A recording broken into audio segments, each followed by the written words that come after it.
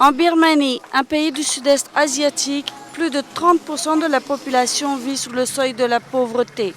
Dans les rues de Yangon, la capitale, de nombreux enfants fouillent les poubelles pour gagner un peu d'argent, moins d'1 $ par jour, pour aider financièrement leur famille.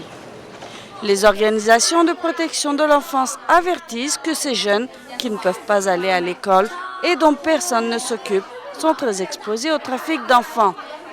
Le centre Ratanametta, une organisation de protection de l'enfance de Yangon, s'occupe chaque jour de 225 enfants entre 8 et 16 ans. La première chose que cette organisation enseigne aux enfants, se méfier des étrangers. Notre centre leur apprend à ne pas suivre les étrangers. Nous leur apprenons à ne pas faire cela pour ne pas mettre leur vie en danger. Le risque pour les enfants sera plus élevé lorsque le pays s'ouvrira davantage au monde. Si le pays s'ouvre démocratiquement, comme l'annonce le gouvernement, il s'ouvrira à tous les niveaux. Donc le mauvais contrôle qui existe en ce moment pourrait encore se relâcher. Et les gens feront ce qu'ils veulent faire. Légal ou illégal, tout peut arriver. Il y a beaucoup de risques. So this could mean legal, illegal, all sorts of things can happen. So there are many risks.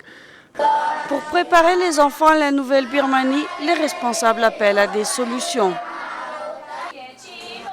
That children are given proper education, so they go to schools. Les enfants doivent recevoir une éducation et aller à l'école. Ainsi, ils ne resteront pas dans les rues à mendier. Et les jeunes de 14-15 ans doivent devenir économiquement indépendants. Un rapport du département d'État américain sur les trafics humains estime que des milliers d'enfants sont forcés à travailler, à devenir soldats ou travailleurs sexuels en Birmanie et pays voisins.